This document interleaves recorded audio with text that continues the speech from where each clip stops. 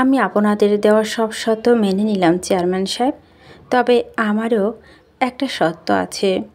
আমার ফিয়ান্সে এবং তার বোনের সাথে আমার দেখা করতে দিবেন একটু। আমি দেখতে চাই তারা সুস্থ আছে কিনা। আয়ানের কথা মুহূর্তেই সবাই মেনে নেয়।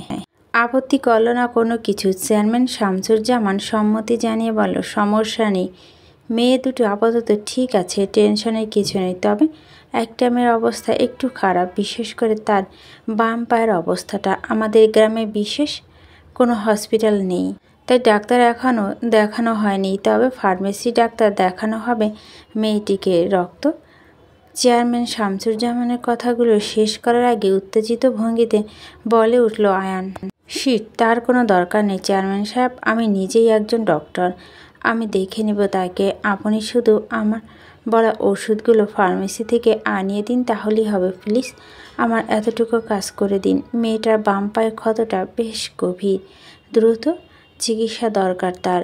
এমনিতেও এইসব ঝামেলার জন্য বেশি দেরি হয়ে গেছে। 3 ঘন্টা ধরে মেয়েটি পায়ে ব্যথা ছটফট করছে। প্লিজ আমাকে ওদের কাছে নিয়ে চলুন। উপস্থিত জনসভা হইচই বেড়ে ওঠে, কানাকানি ফিসফিস শব্দ হয় জোরে তালে। আইনের বিষয়টি ভালোভাবে নিচ্ছে না তারা। চেয়ারম্যান শামসুজ্জামান বিষয়টি বুঝে সবাইকে শান্ত করলেন। পর মুহূর্তে আয়নকে বলে উঠল, আগে বিয়েটা করে নাও, তারপর মেয়েটির সেবা করো, কেউ আটকাবে না। পাগল হয়ে গেছেন আপনারা? একটা মেয়ে অসুস্থ অবস্থায় 3 ঘন্টা ধরে পায়ে ব্যথা ছটফট করছে, আমি ডাক্তার হয়ে তাকে চিকিৎসা করতে দিচ্ছেন না? আপনাদের কাছে কি মানুষের জানে যে এই বিয়েটা বেশি হয়ে গেছে? মানবতা বলতে কিছু নেই আপনাদের মধ্যে? আয়নের অসহায়ত্বের সুযোগ নিল পাশে সেই লাঠিওয়ালা ছেলেটি। জোর গলায় বলল, না, নেই মানবতা ঠানবতা, দৌড়ে আছে যা। এখন বিয়ারা তাড়াতাড়ি কর, নইলে থাক তুই এখানে বইয়া।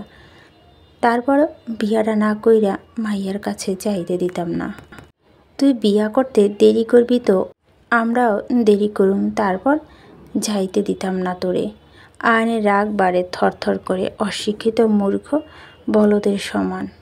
তাদের বুঝিও কোনো লাভ নেই, তারা বুঝবে না, বরং উল্টো হামলা করতে আসবে। আয়ান কিছু বলার আগে পাশ থেকে বলে উঠল চেয়ারম্যান শামসুজ্জামান। তিনি অত্যন্ত গম্ভীর মুখে বলে উঠল, কথা বাড়িয়ে লাভ নেই ছেলে, তোমার কথা কেউ আপাতত শুনবে না। তাছাড়া আমরা তোমাকে কিছুক্ষণ আগেই সম্মতি দিয়েছি মেয়েটির সাথে দেখা করার। তবে সেটা বিয়ে করার পর। মসজিদে ইমাম সাহেব এখানে বসে আছে, তিনি তোমার সাথে তোমার হবু বউয়ের বিয়েটা পড়াবেন এখন।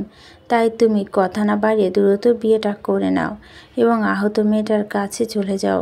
মেয়েটার ভালো চিকিৎসা দরকার।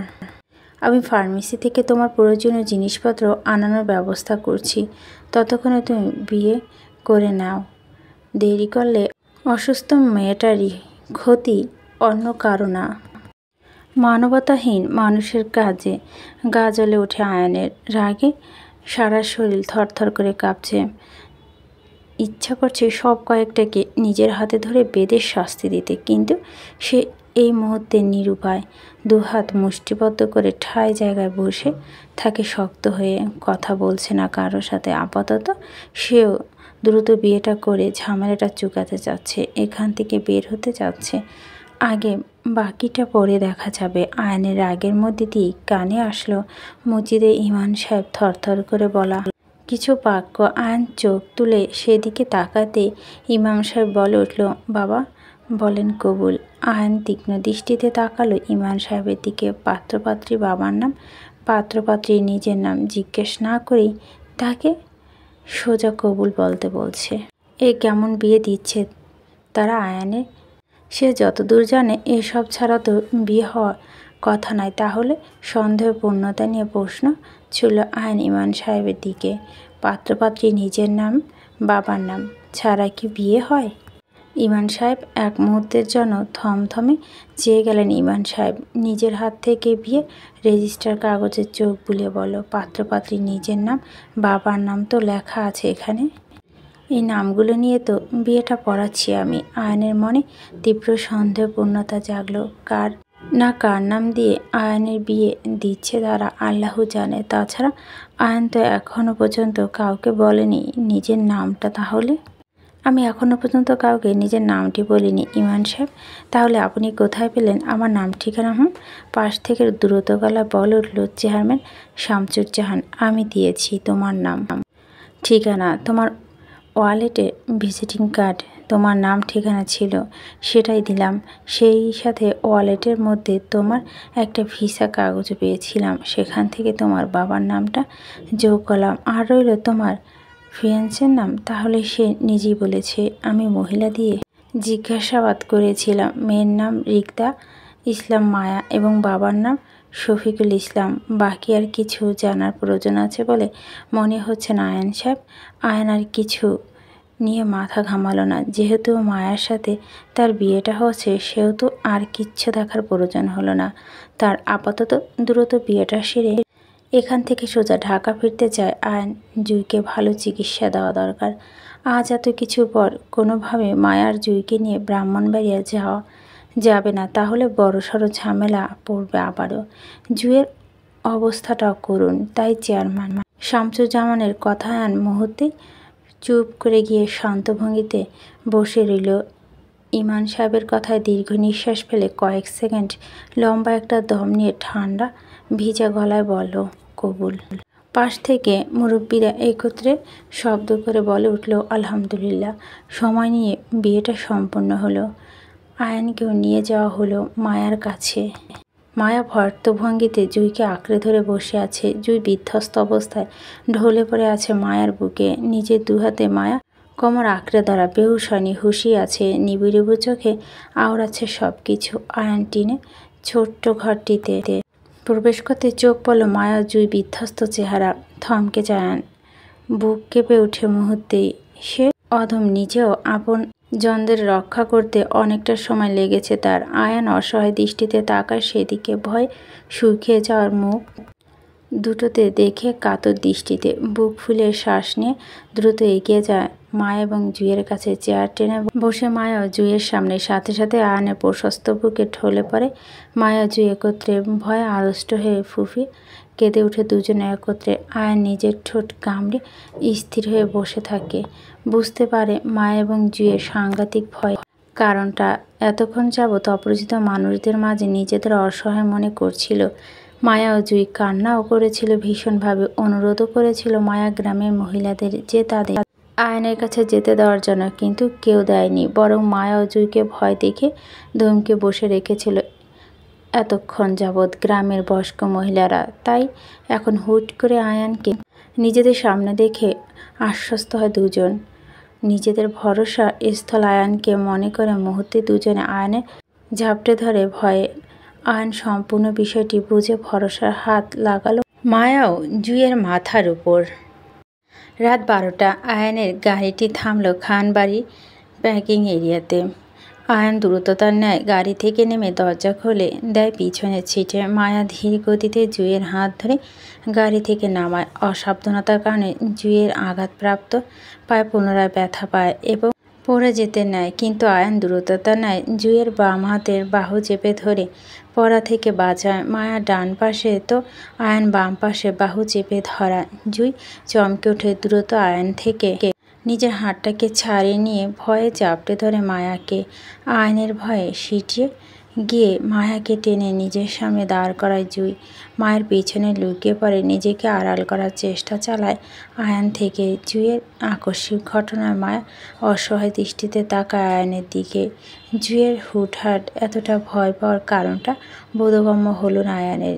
জুইয়ের হঠাৎ আচরণের কপালে কুঁচকে তাকায় আয়ান মায়ার পিছনে জুইয়ের দিকে। আজব, কিছুক্ষণ আগেও তো মেয়েটা ঠিক ছিল, তাকে জড়িয়ে ধরেছিল।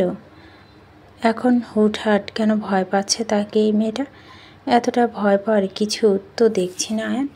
আয়ান কয়েক সেকেন্ড মায়ের পিছনে জুইয়ের দিকে চোখ আওড়ায়। জুইয়ের ভয়ের কারণ ধরতে না পেরে কপাল কুঁচকে তাকায় মায়ের মুখ পানে। মায়ের দৃষ্টি নিস্তর অসহায়, কারণ এই মুহূর্তে আয়ান জুইয়ের ভয় কারণটা বুঝতে না পারলেও মায়া ঠিকই বুঝতে পারছে জুইয়ের ভয়ের কারণটা। তাই মৃদুস্বরে আয়ানকে বলে উঠল মায়া, ভাইয়া আমি ওকে বাসায় নিয়ে যাব। মায়া মুখে ভাইয়া ডাকটা পছন্দ হলো না আয়ানের। কিছুক্ষণ আগে বিয়ে হলো তাদের, আর এখন নিজের বউয়ের মুখে ভাইয়া ডাক শুনে খানিকটা বিরক্ত বোধ করল সে। তারপর এই মুহূর্তে মায়াকে কিছু বলল না সে, কারণ অনেকটা ক্লান্ত ও ভয় আছে মেয়ে দুটো। তাদের কিছু বলা মানে বোকামো। আয়ান ভাবে মায়ার সাথে এই বিষয় পরে কথা বলে নিবে, তাই ছোট করে সম্মতি জানিয়ে বলল, আয়ান যাও। মায়া খানিকটা বিব্রত বোধ করে জুঁইয়ের হাত ধরে টেনে পিছন থেকে বের করে ধীর পায়ে সামনের দিকে যেতে থাকে। মায়া জুঁইকে নিয়ে কয়েক কদম এগোতে পিছন থেকে ডেকে উঠল, আয়ান শুনো।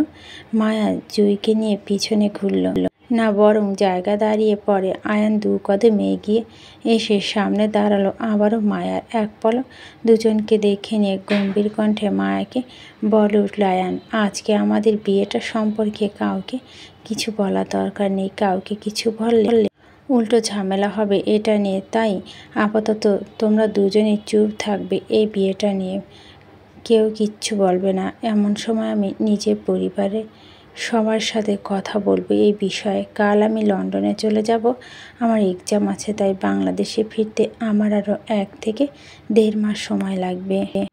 ফিরে এসে সবার সাথে কথা বলবো বিয়েটা নিয়ে। ততদিন আশা করি তোমরা কেউ এই বিষয়ে কারোর সাথে কথা বলবে না। মনে থাকবে।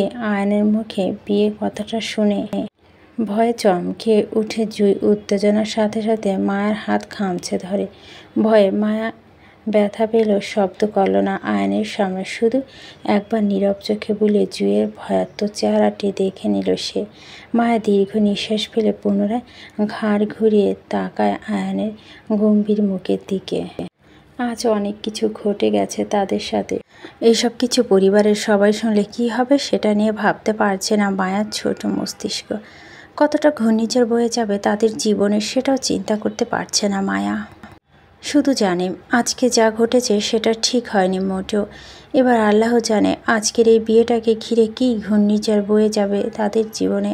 মায়া আহত দৃষ্টিতে চোখ বুলিয়ে আয়নের দিকে, মুখে কোনো জবাব না দিয়ে নীরবে নিজের মাথা নাড়িয়ে সম্মতি জানায়, যার অর্থ হ্যাঁ, তারা দুজন কাউকে কিছু বলবে না।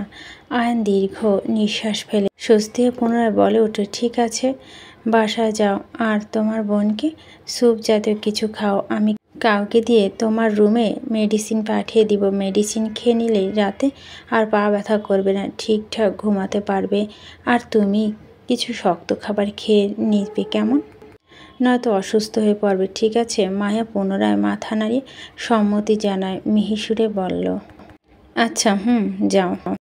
রাত প্রায় 2টোর কোঠা, মধ্যরাত। মায়া টুকটাক শব্দ করে নিজের জন্য নুডলস বানাচ্ছে কিচেনের মধ্যে। জুঁই স্যুপ খেয়ে মেডিসিন নিয়ে ঘুমাচ্ছে মায়ার রুমে। খানবাড়ি কেউ এখনও পর্যন্ত জানে না মায়ার জুঁই ফিরে এসেছে সেটা। আয়ান সময় মতো দায়িত্ব করে মেডিসিন পাঠিয়েছিল সার্ভেন্ট দিয়ে কিছুক্ষণ আগে। সেটা খেয়েই জুঁই ঘুমাচ্ছে। মায়া ঘুম আসছিল না। বিকেল থেকে ঝামেলার কারণে না খেয়ে থাকায় ঘুম ধরা দিচ্ছিল না চোখে। তাই নিজের পেটের ক্ষুধা নিবারণের জন্য ঝটপট হাতে ঝাল ঝাল নুডলস বানিয়ে নেয় মায়া। মায়া ফ্রিজে অন্যান্য খাবার তোলা থাকলেও সেগুলো আপাতত খেয়ে নাজেহাল মায়ার মন। তাই নিজ হাতে নুডলস বানানো। গরম গরম নুডলস প্লেটে ঢেলে পা বাড়ায় ডাইনিংয়ের উদ্দেশ্যে। এক হাতে নুডলস 1 প্লেট তো অন্য হাতে ফ্রিজ ঠান্ডা পানির বোতল চেপে ধরা। ডাইনিং টেবিলের পাশে লাইটটি জ্বালিয়ে বসলো চেয়ার টেনে সেখানটায়। পেটে ক্ষুধার জন্য মায়া পরপর কয়েক চামচ তুলল মুখে। ঝালের কারণে চোখের কোণে মৃদু মৃদু পানি কণা জমল মুহূর্তে মায়া। তারপর স্বাদমতো টেস্ট হওয়ার সেই নুডলস খেতে লাগলো মনের আনন্দে সে। মায়া পুনরায় নুডলস মুখে তুলবে তখনই হামলায় বসলো কেউ। মায়ের হাতে নুডলসের চামচটি জোরপূর্বক নিজের মুখে তুলে নেয় কেউ। মায়া চমকে উঠে পাশে তাকাতে চোখ পড়ল হৃদকে। হৃদের সঙ্গে সঙ্গে চেয়ার টেনে মায়ের পাশে বসে ধুম করে। মায়া হৃদের ভয়ে আতঙ্কে উঠে দ্রুত উঠতে নেবে, তার আগে হৃদ মায়ার চেয়ার টেনে নিজের আরও কাছে নিয়ে আসে এবং ধমকের স্বরে বলে, এই মেয়ে চুপচাপ বসে থাকো, আমরা খাবো এখন। কথাগুলো বলতে না বলতেই সাথে সাথে মায়া খাবার প্লেটে কেড়ে নেয় নিজের কাছে। পরপর কয়েক চামচ কেটে নুডলস মুখে দিতেই চোখ মুখ লাল হয়ে আসে প্রচণ্ড ঝালে হৃদের। ঝালের কারণ হালকা হিসাতে লাগলো হৃদ। বিরক্ত নিয়ে মায়াকে বলল, উহ, এত ঝাল কেন? নেক্সট এত ঝাল হওয়া যাবে না তোমার। যদি ঝাল হও মানুষদের নাকি বেশি রাগ হয়, কিন্তু তোমার রাগ থাকা যাবে, তোমার রাগ থাকাটাও নিষেধ, তাই তোমার ঝাল খাওয়াটাও নিষেধ আজ থেকে। মায়া হৃদের কথা ভদ্র দৃষ্টিতে তাকায় সেদিকে। হৃদের লাল হয়ে যাওয়া চেহারাটা স্পষ্ট জানান দিচ্ছে হৃদের ঝাল জাতীয় খাবারগুলো একদমই পছন্দ নয়, খেতে পারে না সে। হৃদের অবস্থা দেখে মায়ার মনে অদ্ভুত মায়া সৃষ্টি হলে হৃদের জন্য, কিন্তু তাও প্রকাশ করল না। হৃদ হিসাতে খেতে লাগলো মায়া বানানো সম্পূর্ণ নুডলসগুলো। বিন্দুমাত্র নষ্ট করছে না, বরং যত্ন সহকারে খাচ্ছে মায়ের হাতের নুডলস। খেতে খেতে আবারও বলে উঠল হৃদ, যাও আমার জন্য ব্ল্যাক কফি বানিয়ে আনো 5 মিনিটের মধ্যে। হৃদের কথা মায়া ইতিহস্ত করে মাথা নত করে বসলো হৃদের সামনে। হাঁসফাঁস করতে লাগলো অপরাধীর মতো। হৃদ মায়ার নড়চড় না দেখে খাওয়া বন্ধ করে কপাল কুঁচকে তাকায় মায়ার দিকে। তীক্ষ্ণ কণ্ঠে প্রশ্ন করে বলল, কি সমস্যা, যাচ্ছ না কেন? মায়া নড়ে চড়ে বসে আর চোখে একবার তাকায় হৃদের দিকে। সাথে সাথে চোখাচোখি হয় দুজনে। যেহেতু হৃদ মায়ের দিকে তাকিয়েছিল, তাই মায়া দ্রুত নিজের দৃষ্টি নিচে নামিয়ে নেয় হৃদ থেকে। তারপর আস্তে করে মিনমিন করে গলায় বলে উঠল, আমি ব্ল্যাক কফি বানাতে পারি না। মায়া উত্তরটা পছন্দ হলো না হৃদের, তাই রাগে হিটমিট মেজাজে বলল, তাই পারবা কেন? আমার কোনো কিছুই তো তোমার পারার কথা না। আমি তো আর তোমার কিছু হই না। আমি ছাড়া বাকি সবার অনেক কিছু লাগো তুমি, তাই সবারটাই খেয়াল থাকে তোমার, শুধু আমারটাই খেয়াল থাকে না তোমার, তাই না? হৃদের হঠাৎ রেগে যাওয়ার কারণটা বুঝলো না মায়া, তবে এতটাই বুঝতে পারলো যে ও হৃদ ভাইয়া খেয়াল রাখার প্রয়োজন ছিল। মায়া চমকায়, চোখ তুলে তাকায় হৃদের বিরক্ত মাখা ফেজের দিকে আর মনে মনে ভাবে, আচ্ছা সত্যি কি তার হৃদ ভাইয়া খেয়াল রাখা দরকার ছিল? কিন্তু কেন? কোনো দিন তো মায়া প্রয়োজন হয়নি তার হৃদ ভাইয়া, তাহলে আজ কেন প্রয়োজন হলো? মায়া আরও কিছু ভাবার আগে কানে আসলো হৃদের তিরতির মেজাজের কথা, যাও যেটা পারো সেটা বানিয়ে নিয়ে আসো আপাতত আমার জন্য, তবে 5 মিনিটের মধ্যে আসবে কি বুঝেছ? মায়া মাথা নাড়ায় বলে, আচ্ছা দ্রুত যাও। মায়া চলে যেতে হৃদ পুনরায় নিজের খাওয়াতে মনোযোগী হয়। ঝালের কারণে এবার চোখ দিয়ে অনর্গল পানি ঝরছে, কিন্তু আপাতত খাচ্ছে। সম্পূর্ণ নুডলস শেষ করার আগে হৃদের ঝাল উঠে যা মস্তকে কাশতে থাকে অনবরত। বাম হাতটা নিজের বুকের উপর রেখে ঘষা দিতে দিতে নিজের কাশিটা কন্ট্রোল আনার চেষ্টা চালায় হৃদ, কিন্তু তাও ব্যর্থ। মায়া কিচেন রুমে থেকে কফির হাতে ছুটে আসে হৃদের কাশির শব্দ শুনে। হৃদের নাজেহাল অবস্থা দেখে দ্রুততার সঙ্গে দৌড়ে যায় সেদিকে। মায়া অস্থির ভঙ্গিতে হাতে কফিটা টেবিলের উপর রেখে ঠান্ডা পানির বোতল এগিয়ে দেয় হৃদের সামনে। উত্তেজিত কণ্ঠে বলে, দ্রুত পানিটা খেয়ে নিন আগে, নয়তো আরও কষ্ট হবে আপনার। নিন। হৃদ হাত বাড়িয়ে মায়া থেকে পানির বোতলটা নিতেই মায়া এক অপ্রত্যাশিত কাণ্ড করে বসল হৃদের সাথে। মায়া নিজের উত্তেজনা হৃদের শার্টের ওপরে 3টা বোতাম খুলে সঙ্গে সঙ্গে নিজের হাত রাখল হৃদের উন্মুক্ত বুকে। ডান হাতে হৃদের বুক মালিশ করতে করতে বাম হাত রাখল হৃদের মাথার চুল ভাঁজে। মায়া এমন অপ্রত্যাশিত কাণ্ডে হৃদ চমকে উঠে পানি না খেয়ে অবাক দৃষ্টিতে তাকিয়ে থাকে মায়ার দিকে কাশতে কাশতে। মায়া হৃদকে পানি খেতে না দেখে দ্রুততার দিয়ে বলে উঠে, কি হলো, পানি খাচ্ছেন না কেন? দ্রুত পানিটুকু খেয়ে নিন, ভালো লাগবে আপনার।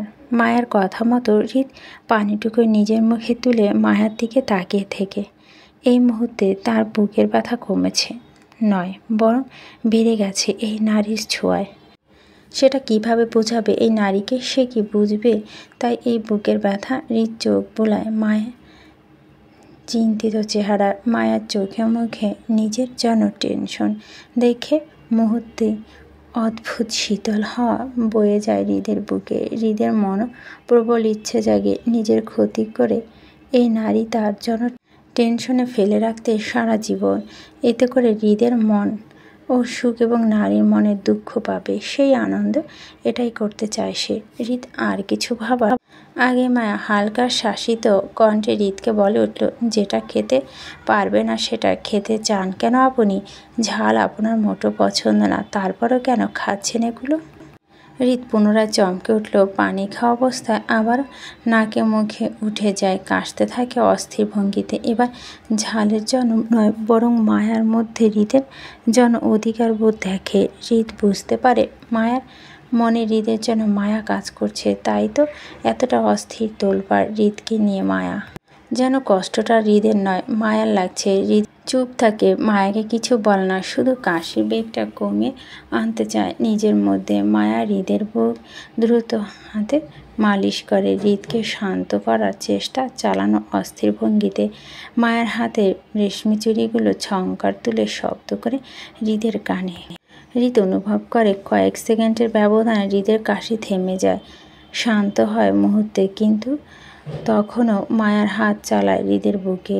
হৃদ শান্ত হয়, কিন্তু মায়াকে থামানোর চেষ্টা করে না, বরং নিজে ঢলে পড়ে মায়ের বুকে, দুহাতে জড়িয়ে ধরে মায়ার কোমর।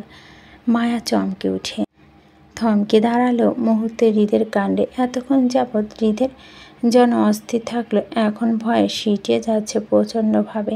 হৃদকে মায়া ভয় পায় প্রচণ্ডভাবে। মায়া জানা মতে হৃদ ভালো নয়, খারাপ মানুষ, কিন্তু হৃদের অসুস্থতা দেখে নিজেকে ঠিক রাখতে পারেনি মায়া। নিজের অজান্তে মায়া হৃদের জন্য অস্থির হয়ে গিয়েছে, কিন্তু হৃদের কাণ্ডে হুঁশ ফিরতেই মায়া ভয়ে আড়ষ্ট যায়, পালাতে চায় হৃদ থেকে, কিন্তু তার আগে হৃদের বাহুডোরে আটকে পড়ে মায়া। মায়া ছটফট করে হৃদের বাহুডোর থেকে নিজেকে ছাড়ানোর চেষ্টা করে, কিন্তু ব্যর্থ হয়।